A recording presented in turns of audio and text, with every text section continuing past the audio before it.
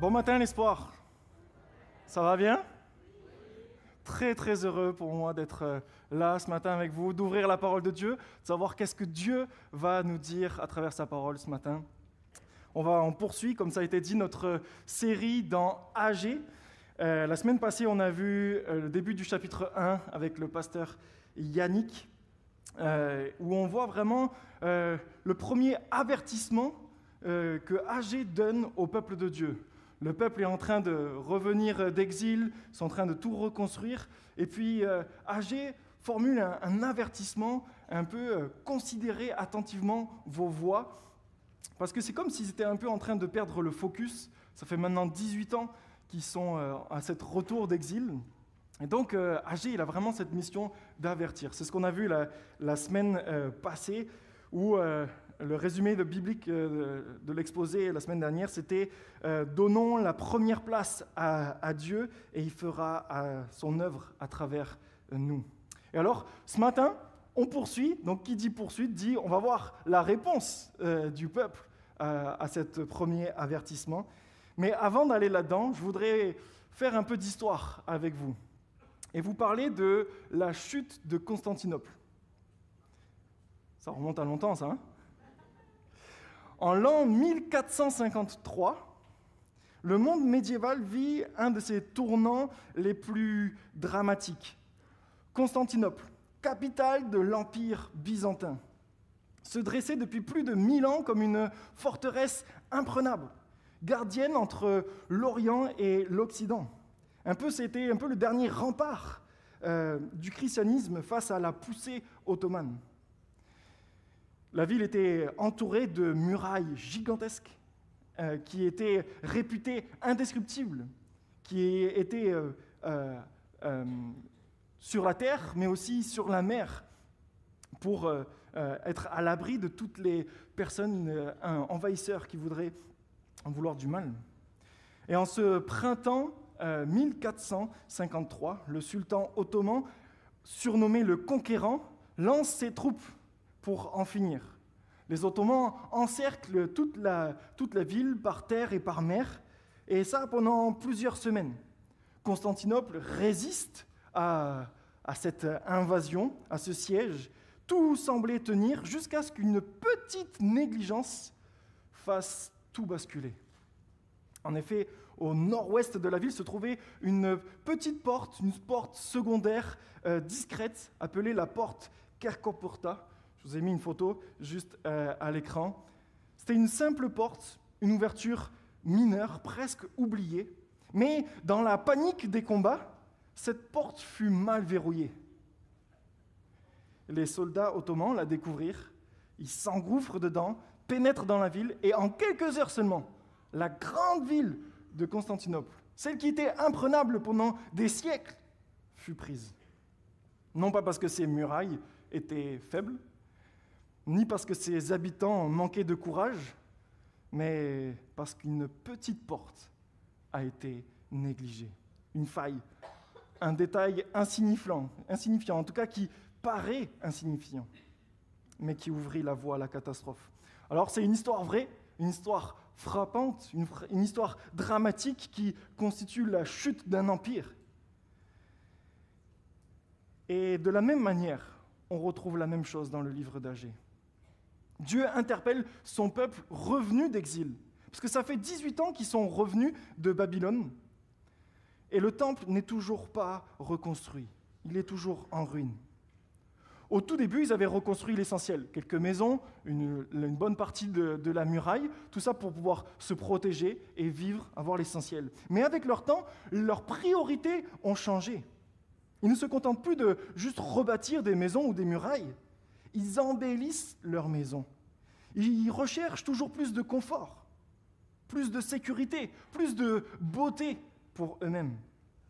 Et pendant ce temps, la maison de Dieu reste complètement détruite. Et leur seule excuse qu'ils trouvent, c'est « Ah, j'ai pas le temps. On n'a pas le temps. » Ce qui montre leur priorité.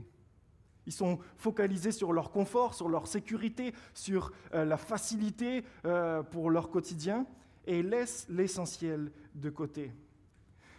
Constantinople n'a pas survécu à cet envahissement, mais si la ville avait eu une seconde chance, on peut être certain que cette porte aurait été fermée à double tour, que plusieurs personnes auraient veillé constamment à cette porte, voire même construire un mur pour qu'on n'en parle plus, n'est-ce pas?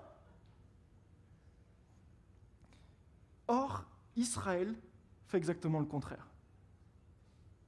Ils savaient que le jugement de Dieu pour l'exil, c'était justement qu'ils avaient négligé le temple et négligé la présence de Dieu dans leur vie. À leur retour même, ils font la même erreur. C'est tout là l'avertissement d'Agé. Il est en train de leur dire, mais attention, vous êtes en train de répéter la même histoire. Ce pourquoi on a été déporté pendant 70 ans. C'est un peu comme si un enfant qui sort d'une punition sévère pour une faute recommet tout de suite la même faute. Et alors ce qui est beau et ce qu'on va voir ce matin dans le livre d'Agé, c'est que pour une fois le peuple écoute.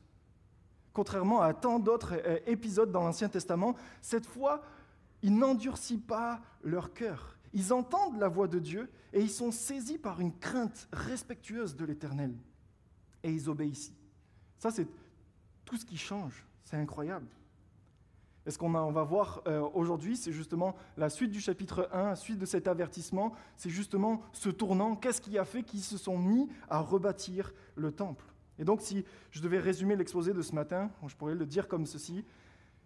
Quand le peuple de Dieu obéit, il expérimente sa présence et se voit réveillé par l'Esprit pour bâtir ensemble.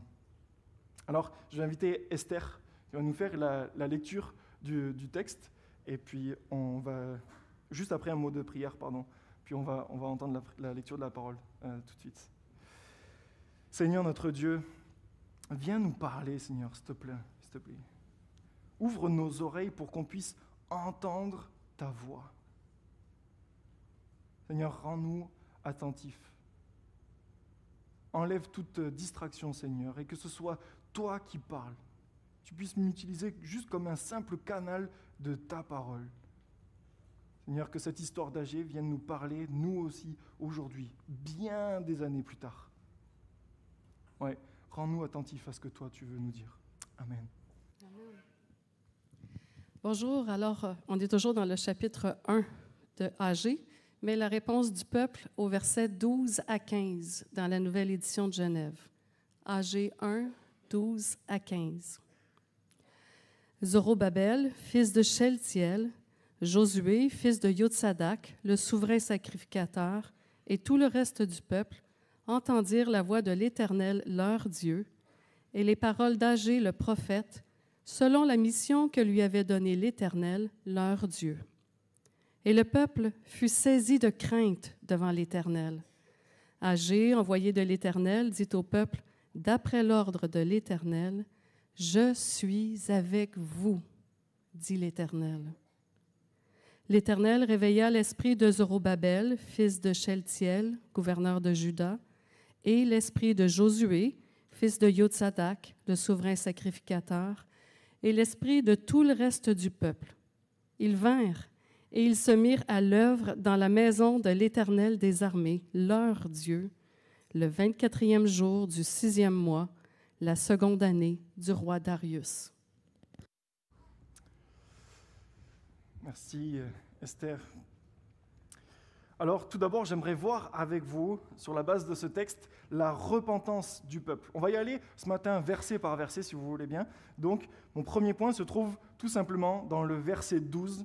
Et le verset 12 nous dit, je refais la lecture, « Zorobabel, le fils de Zaïtiel, Josué, fils de Josadak, souverain sacrificateur, et tout le reste du peuple entendirent la voix de l'Éternel, leur Dieu, et les paroles du prophète selon la mission que lui avait donnée l'Éternel, leur Dieu. » Ok, Zorobabel, c'était le gouverneur de Juda, descendant de la lignée de David. Il représente l'autorité publique, le chef civil au service de la reconstruction. Josué, lui, c'est le fils de Josadak, C'était le grand prêtre, le représentant spirituel du peuple. Donc, les deux, on les retrouve dans Esdras et Zacharie. Ce sont les deux piliers de la reprise après l'exil, de toute la construction, etc. L'un est à la tête de la nation et l'autre est à la tête spirituelle du culte, de tout ce qui se passe au niveau spirituel. Et c'est avec Dieu que Dieu relance la reconstruction du temple.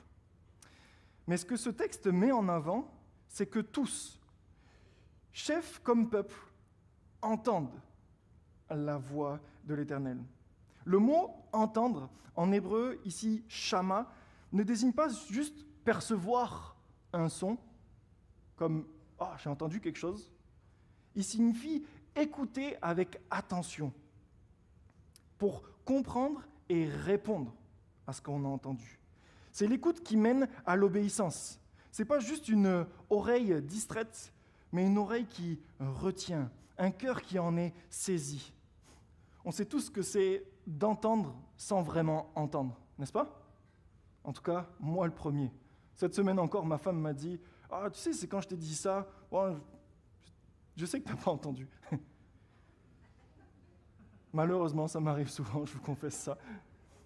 On dit souvent, ça entre dans une oreille, et puis ça ressort de l'autre. Mais ici, dans le texte, ce n'est pas le cas. Le peuple entend avec ses deux oreilles et retient. Son esprit est affecté, son cœur est pris. Il comprend la gravité du message d'Agé et il se laisse toucher. Pourquoi il se laisse toucher? Parce qu'en fait, les paroles d'Agé font écho à leur histoire. Ils avaient connu l'exil, leurs parents avaient connu l'exil, leurs grands-parents avaient connu l'exil et ils connaissaient les histoires qui les avaient amenés là. Ils savaient ce que signifiait perdre le temple. Ils savaient ce que ça signifiait perdre la présence de Dieu. Et donc l'avertissement d'Agé ne tombe pas dans le vide. Ça réveille leur mémoire et leur conscience. Et c'est là une application, en tout cas une première application pour nous. Chaque dimanche, on vient ici. On assiste à un culte. Tout ça pour entendre la parole de Dieu, que ce soit dans les chants, évidemment dans la prédication, mais aussi dans la communion fraternelle, dans nos prières qu'on peut lui faire. Est-ce que nous l'entendions vraiment? Est-ce qu'on prend conscience que dans ce que nous vivons là, maintenant, tout de suite, c'est Dieu qui veut parler? Est-ce que ça change notre manière de vivre dès le lundi matin? Est-ce que ce que j'entends a un impact, a des répercussions sur ma vie, sur mes priorités, sur mes choix qui doivent peut-être être réorientés? Le texte souligne aussi que les paroles venaient, et là je cite le texte, selon la mission que Dieu avait donnée à Agé. Et ça, c'est vraiment quelque chose qui m'a frappé dans l'étude de ce texte. C'est que Agé n'est pas juste un simple motivateur qui cherchait à faire un peu secouer le peuple d'Israël qui pouvait être peut-être découragé ou qui avait des mauvaises priorités. Non, lui-même avait entendu la voix de Dieu. Il avait entendu la mission que Dieu lui avait confiée, qu'il devait dire. Et donc on voit que Agé est lui-même touché par ça. Il a lui-même entendu ce que Dieu voulait dire. Et il en obéit à ce message. Il transmet au peuple ce qu'il a d'abord reçu personnellement. Et c'est un principe important. La parole de Dieu traverse toujours d'abord le cœur de celui qui annonce le message, avant d'atteindre ceux qui l'écoutent. En écrivant ceci, je pensais beaucoup à moi, qui préparais la prédication, comme vous pouvez l'imaginer. Mais un prédicateur ne fait pas que enseigner. Il se laisse tout d'abord exhorter parce qu'il lit de la parole de Dieu, de ce qu'il comprend de la parole de Dieu, pour mieux le transmettre et exhorter d'autres à son tour. Agé ne dit pas « Oh, vous devriez », un peu comme un observateur extérieur. Non, il parle en témoin qu'il a déjà entendu la voix de Dieu et qu'il est en train d'y obéir. Et cela nous parle aussi. Quand tu entends la parole de Dieu le dimanche, est-ce que tu te demandes, est-ce que je reconnais ce message qui vient pas juste d'un homme, mais étant comme la parole de Dieu, comme étant ce que Dieu veut me dire à travers des chants, à travers le prédicateur, à travers des prières, à travers mes frères et sœurs dans un temps de communion fraternelle? Et est-ce que je crois que c'est vraiment la voix de Dieu, Dieu qui est en train de me rejoindre? Parce que si c'est la voix de Dieu, ça nécessite une réponse de notre part, n'est-ce pas? Regardez la suite du verset. Et tout le peuple fut saisi de crainte devant l'Éternel. Voilà la réaction, voilà la réponse. Ce n'est pas une peur panique, mais c'est une peur, une crainte révérentielle. C'est le respect profond, l'admiration devant la sainteté de Dieu, devant ce Dieu qui contrôle tout et qui vient à notre rencontre, qui vient nous parler.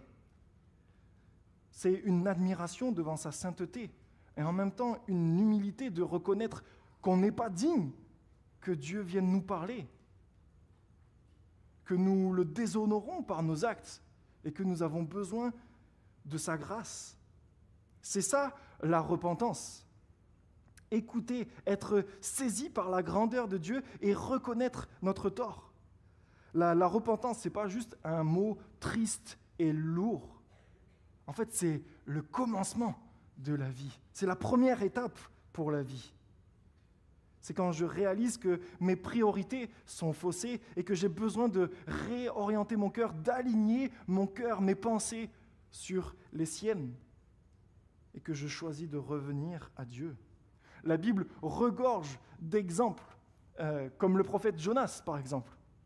Il avait entendu la parole de Dieu, il savait quelle mission Dieu lui avait confiée, et il a choisi de le négliger, de partir complètement à l'opposé. Dieu, dans sa grâce, l'a ramené à la raison, à se repentir, et l'a amené à la mission pour laquelle Dieu l'avait missionné. Ou encore comme le roi de David, après son péché avec Bathsheba, quand le prophète Nathan le confronte, il tombe dans la repentance, dans la prière pendant une longue semaine. Et il s'humilie devant Dieu, il reconnaît sa faute. Et c'est dans ce contexte de brisement que Dieu lui accorde la grâce et la conviction qu'il va avoir un fils appelé Salomon, qui lui-même construira le temple que Dieu a voulu. Ces récits nous montrent que la repentance, ce n'est pas juste une émotion passagère, c'est une écoute qui oriente une nouvelle trajectoire. Le peuple d'Agé entend et ils sont saisis et ils veulent changer. Et toi, est-ce que tu entends la voix de Dieu? Quand tu entends la voix de Dieu, qu'est-ce que tu en fais? Est-ce que c'est juste une information spirituelle de plus? Ou est-ce que c'est une parole qui vient te percuter, te transformer, te mettre en mouvement pour sa gloire? La repentance du peuple commence par ça. Ils entendent et ils craignent l'Éternel. Et c'est ce qui va ouvrir la porte à tout le reste, et notamment la promesse de la présence de Dieu. Et c'est ce que je vous propose de voir comme guise de deuxième point, la promesse pour le peuple. Verset 13. Agé, envoyé de l'Éternel, dit au peuple, d'après l'ordre de l'Éternel, « Je suis avec vous, dit l'Éternel. » Voilà probablement le cœur de ce passage. Le message d'Agé se résume en une seule promesse. « Je suis avec vous, dit l'Éternel. » Rien de plus, rien de moins, et pourtant, absolument tout est là. On remarque l'insistance. 3 fois le nom de l'Éternel en une seule phrase. Agé ne parle pas en son propre nom, ni comme un chef charismatique. Non, c'est une parole envoyée, transmise, répétée. « Je suis avec vous, dit l'Éternel. » C'est justement parce que c'est l'Éternel qui parle que cette promesse est solide, Mais en fait, on parle de qui quand on dit l'Éternel? On parle du Dieu éternel. C'est le Dieu des armées célestes, nous dit la Bible, le créateur du ciel et de la terre, le Dieu qui a conclu une alliance entre Abraham, Isaac et Jacob, celui qui a délivré Israël d'Égypte, qui a conduit son peuple dans le désert, qui a donné la loi au mont Sinaï, qui a promis « Je serai avec toi » en Exode 3, verset 12. Et chaque fois que Dieu dit « Je suis avec vous », c'est l'assurance de sa fidélité, de sa protection, de son amour qui ne change pas et qui est là, palpable. La Bible nous montre encore de nombreux exemples que quand Dieu est présent, tout change. Et la présence de Dieu n'est pas juste une simple idée, c'est un événement en soi. Par exemple, dans l'Exode, quand Dieu conduit son peuple de façon visible, par une colonne de nuée le jour et une colonne de feu la nuit, toute la nation pouvait voir que, oui, Dieu est là, on le voit. Il est là pour nous guider, pour nous protéger. Et c'est spectaculaire, c'est une bénédiction. On a un phare vers qui se tourner. À l'inauguration du temple de Salomon, la gloire de l'Éternel remplit la maison à tel point que les sacrificateurs ne peuvent plus faire l'office. Ils sont obligés de se retirer. Tout le peuple voit ça, voit la grosse nuée, le tremblement de terre et les voix qui se font entendre. Et ils sont saisis non seulement de crainte, mais aussi de joie parce qu'ils savent que Dieu est là, que Dieu est avec eux. À chaque fois, c'est le même effet, crainte, joie et adoration. Quand Dieu est là, il y a bénédiction. Quand Dieu est là, il y a la vie. Alors imaginez le peuple encore fragile, marqué par l'exil, qui entend à travers Agé cette parole « Je suis avec vous ». Tout de suite, cela réveille leur mémoire. Ils se souviennent de l'exode, du temple, des bénédictions liées à la présence de Dieu. Ils comprennent que si Dieu est avec eux, alors tout est possible. Cette simple promesse suffit pour ranimer leur courage et les mettre en route. C'est une parole qui réconforte, une parole qui encourage, une parole qui change l'atmosphère. Et pour nous aussi, nous avons besoin d'entendre Dieu nous dire « Je suis avec toi ». Parce que bien souvent, nos craintes, nos épreuves, nos angoisses, nos faiblesses, tout ça nous font douter même de la présence de Dieu. Mais quand Dieu dit « Je suis avec toi », on expérimente une paix qui est suffisante, n'est-ce pas? C'est la promesse qui revient comme un refrain dans toute la Bible. À Moïse, Dieu a dit « Je serai avec toi ». À Josué, « Je ne te délaisserai point, je ne t'abandonnerai point. Fortifie-toi et prends courage. » À Jérémie, « Ne crains rien, car je suis avec toi. » Chaque fois, Dieu répète la même promesse à ceux qui l'appellent. « Je suis avec toi. » Mais le sommet de cette promesse, elle se retrouve dans le Nouveau Testament. Dans Matthieu au chapitre 1, verset 23, quand l'ange rappelle la prophétie à Joseph, le fiancé de Marie. « Voici, la Vierge deviendra enceinte. Elle enfantera un fils et on lui donnera le nom d'Emmanuel, ce qui signifie Dieu avec nous. » Dieu ne se contente plus d'une promesse Dieu ne se contente plus de promettre sa présence. Non, en Jésus, il vient lui-même, il vit au milieu du peuple. Il marche sur nos routes, il pleure avec nous, il guérit, il restaure, il enseigne, il sauve. À la croix, Jésus subit ce que nous méritions. À la résurrection, il triomphe de tout ce qui nous séparait de Dieu. Et juste avant de retourner au Père, Jésus répète encore ces mêmes paroles à ses disciples. À Matthieu 28, verset 20, « Et voici, je suis avec vous tous les jours, jusqu'à la fin du monde. Aujourd'hui, par son esprit, il vit en nous. Sa présence n'est plus seulement dans le temple en pierre, mais dans nos vies, dans l'Église qui est ici. Et c'est absolument incroyable et essentiel de se saisir de cette vérité-là. Dieu habite en nous, en son Église. Agé a annoncé une promesse temporaire, mais en Jésus, nous avons une promesse éternelle, Dieu avec nous pour toujours. Amen. Oui, amen. Pour Israël, c'était le signe que tout pouvait recommencer. Pour nous, c'est la promesse que tout se réalise pleinement en Jésus. Alors, est-ce que tu entends ce matin ce que Dieu veut te dire? Il veut te dire, je suis avec toi. Ce n'est pas une formule vague, c'est la certitude que Jésus-Christ est vivant, qu'il t'accompagne et qu'il ne t'abandonnera jamais. Est-ce que tu veux de cette présence? Est-ce que tu désires que Dieu soit avec toi, qu'il soit le centre de ta vie, qu'il marche avec toi jour après jour? Ce n'est pas une promesse lointaine, c'est une promesse vivante aujourd'hui et maintenant. Alors mon ami, aujourd'hui, si tu ne connais pas la présence de Dieu dans ta vie, je t'en supplie, demande-lui. Simplement, viens et entre dans ma vie. Sois le maître de ma vie. Je reconnais toutes mes fautes passées et je veux m'en détourner. J'entends ta voix.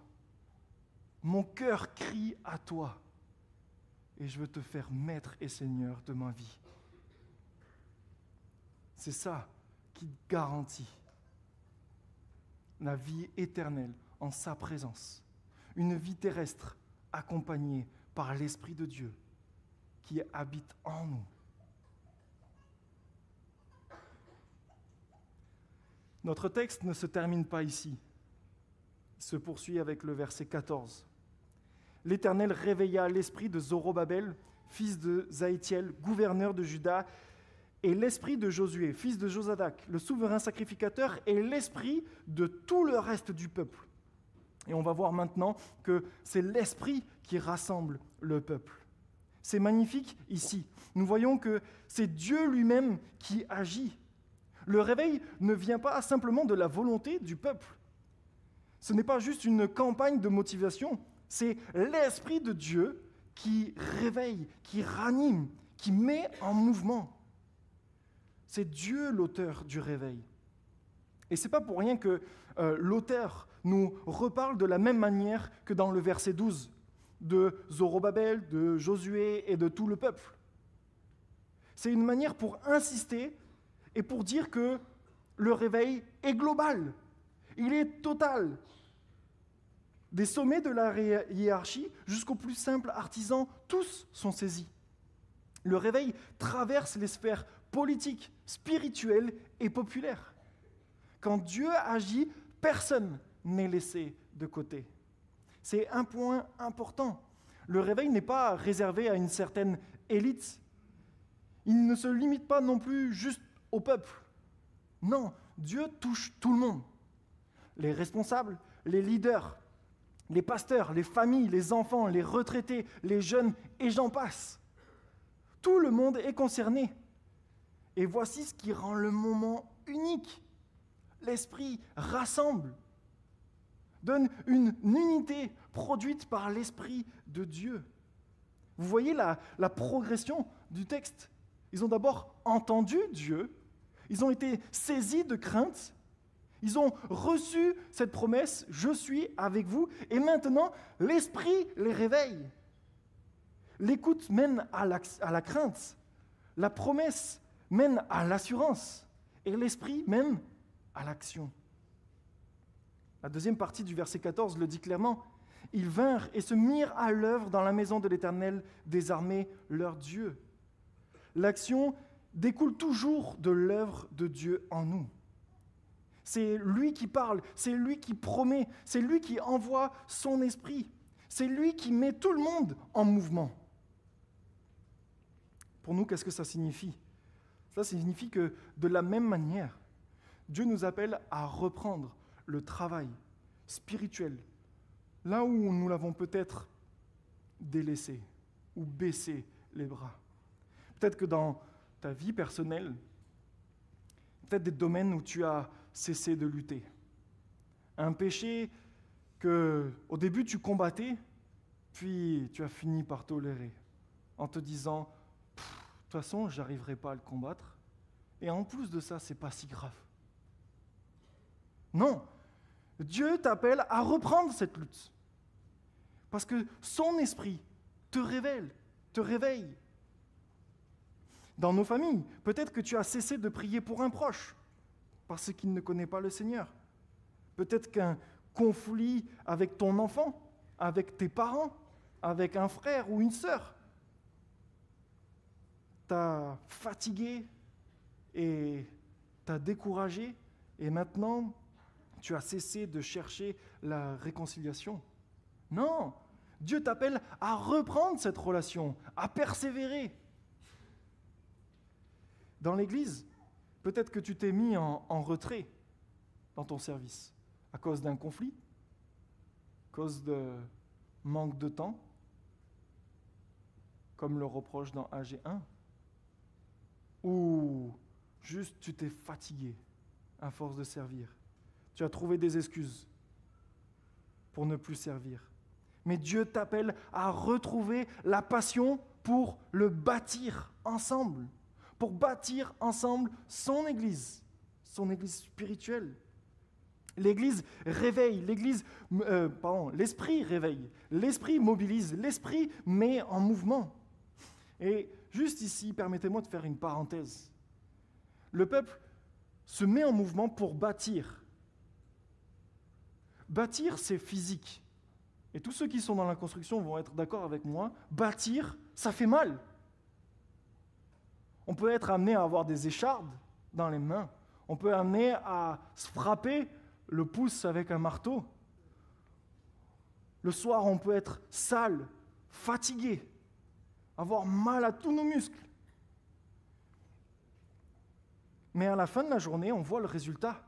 On voit un mur s'élever, une maison prendre forme, un édifice se construire. Il en est de même pour la vie chrétienne. Jésus l'a dit en Matthieu 16, verset 24, « Si quelqu'un veut venir après moi, qu'il renonce à lui-même,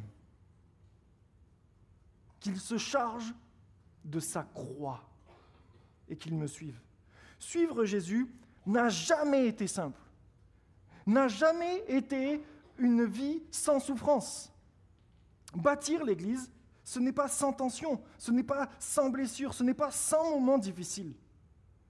Mais au bout du chemin, il y a un édifice qui prend forme et qui rend gloire à Dieu.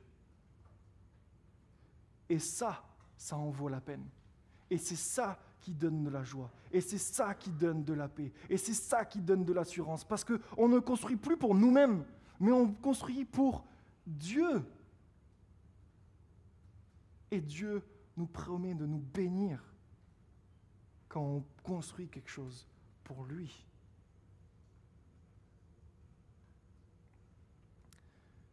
Ce texte insiste. On parle d'ici de tout le peuple. Tout le monde est appelé à ça. Le gouverneur, le grand prêtre et tous les autres. Tout le monde se lève. Voilà l'appel. Ce n'est pas l'affaire de juste quelques-uns, de juste des spécialistes dans leur domaine. Non, l'Église, c'est le projet de tous. Paul le dit en Éphésiens 2, au verset 19 à 22. « Ainsi donc, vous n'êtes plus des étrangers ni des gens du dehors, mais vous êtes concitoyens des siens, gens de la maison de Dieu. Vous avez été édifiés sur le fondement des apôtres et des prophètes, Jésus-Christ lui-même étant comme la pierre angulaire. En lui, tout l'édifice, bien coordonné, s'élève pour être un temple saint dans le Seigneur. En lui, vous êtes aussi édifiés pour être une habitation de Dieu en esprit. » Voilà notre appel. Nous sommes tous des pierres vivantes, rassemblées pour bâtir ensemble un édifice spirituel qui va refléter la gloire de Dieu. Ce n'est pas simplement un bâtiment physique comme notre beau bâtiment ici, mais c'est une église vivante, composée d'hommes, de femmes, de toute culture, de tout âge, de tout horizon, réunis en Jésus. Et pour nous, à l'approche de nos 65 ans comme Église, c'est un appel puissant. Depuis 65 ans, nous bâtissons ensemble. Nous avons connu des joies, des épreuves, des victoires, des souffrances. Mais l'œuvre n'est pas terminée. Le chantier continue. Il y a encore des pierres à ajouter, des murs à élever, des vies à transformer. Oui, parfois ça va être difficile. Oui, il y aura des larmes, des luttes, des fatigues. Mais nous avons cette promesse. Je suis avec vous, dit l'Éternel. Nous avons cette assurance. Son esprit nous réveille pour nous rassembler et nous mettre en marche.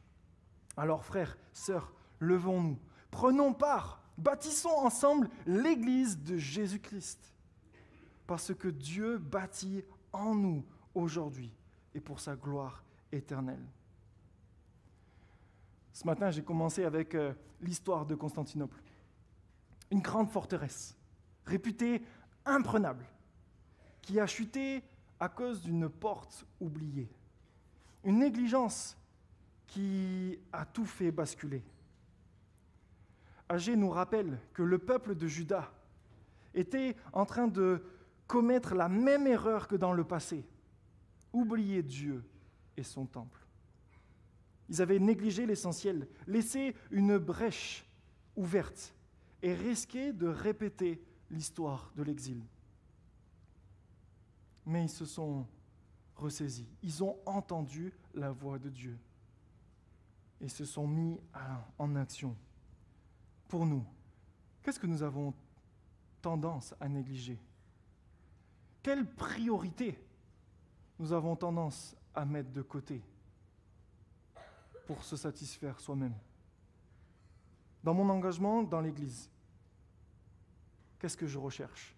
Est-ce que je recherche mon confort ou est-ce que je mets Dieu au centre et avant toute chose? La bonne nouvelle, c'est que Dieu ne nous laisse pas seuls. Comme il a dit à Israël, il nous le dit encore à nous aujourd'hui. « Je suis avec vous », dit l'Éternel. Cette promesse s'accomplit parfaitement en Jésus-Christ. Emmanuel, le Dieu avec nous, qui est venu habiter parmi nous. Il est mort pour nous, il est ressuscité pour nous, pour que son esprit habite en nous et pour qu'on puisse avoir la vie éternelle, avoir cette assurance certaine. Voilà notre force, voilà notre motivation. Alors, si vous le voulez bien, en guise de conclusion ce matin, j'aimerais vous inviter à vous lever. Et puis, on va lire ensemble un texte, un peu comme une déclaration commune, un peu comme un engagement de notre part à bâtir le temple de Dieu. C'est pas ce qu'on va lire, ce n'est pas un texte inspiré des Écritures, mais c'est plus un texte écrit comme une réponse à ce que nous avons vu dans les Écritures. Alors que notre Église célèbre ses 65 ans, c'est l'occasion de dire d'une seule voix, oui, nous voulons bâtir ensemble. Alors on va lire ça ensemble. Si l'équipe technique peut nous afficher ça. Ok. Ayant été conduits, comme nous le croyons, par l'Esprit de Dieu, à recevoir le Seigneur Jésus-Christ comme notre Sauveur. Et nous étant donnés à lui, nous nous engageons solennellement et joyeusement dans la présence de Dieu, à marcher dans la crainte du Seigneur, à nous souvenir de sa promesse « Je suis avec vous » et laisser son esprit nous réveiller afin que tous ensemble, nous bâtissions son Église comme un temple vivant, sa gloire et pour la diffusion de l'Évangile jusqu'aux nations. Restez debout et on va prier ensemble. Seigneur notre Dieu, je t'en supplie, viens faire ton œuvre en nous. Seigneur, merci parce qu'il y a cette promesse, je suis avec vous. Merci parce que oui, tu es là, tu es notre Dieu, tu es en nous, tu as donné ton esprit pour nous. Seigneur, pardon. Pardon pour toutes les fois où je manque de te mettre en priorité dans ma vie. Toutes les fois où j'ai tendance à négliger ta voix, que je ne prête pas une vraie attention à entendre ta voix. Seigneur, parle-moi. Touche mon cœur, touche mon esprit, touche mon âme. Seigneur, viens réveiller ton esprit en moi. Viens me donner le courage, la motivation, le zèle, la passion pour la gloire de ton nom, pour que l'Évangile soit connu au monde, aux nations, pour que tous entendent que Jésus-Christ est Seigneur, qu'il est le Dieu, l'Éternel, le Roi de la terre et du ciel. Seigneur, glorifie-toi, non seulement dans ma vie, mais dans nos vies, que notre Église puisse bâtir ensemble, tout ça pour la gloire de ton nom. Sois élevé, Jésus. Dirige nos louanges vers ton saint nom.